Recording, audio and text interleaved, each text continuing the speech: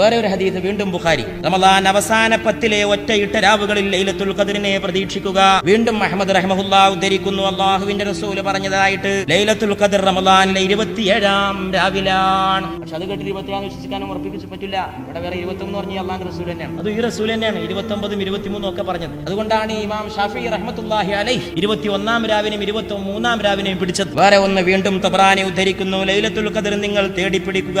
റമളാനിലെ 21, 23, 25, 27, 29 എന്നീ ദിനങ്ങളിലെ ഒരു രാത്രിയിലാണിത്. അള്ളാഹുവിൽ വിശ്വസിച്ചും അവനിൽ നിന്നുള്ള പ്രതിഫലം ആശിച്ചും ആര് ആ രാത്രി നമസ്കരിച്ചുവോ അവന്റെ മുഴുവൻ പാപങ്ങളും മുൻ പാപങ്ങളും പൊറുക്കപ്പെടും. തബറാനി. റമളാനിലെ അവസാന 10 ഒറ്റയായ രാവുകളിൽ വരുന്ന ലൈലത്തുൽ ഖദ്റാണ് ഇവിടെ ഉദ്ദേശമെന്ന് പരിശുദ്ധമായ ലൈലത്തുൽ ഖദ്റിനെ കുറിച്ചിറങ്ങിയ ആയത്തിനെ ഉദ്ദേശിച്ചുകൊണ്ട് ബൈളാവി റഹിമഹുല്ലാഹ് പറയുന്നു. മുവത്തയിൽ ഇമാം മാലിക് റഹിമഹുല്ലാഹ് ഉദ്ധരിക്കുന്നു, അബ്ദുല്ലാഹി ഇബ്നു അനീസുൽ ജഹ്നി റിപ്പോർട്ടിൽ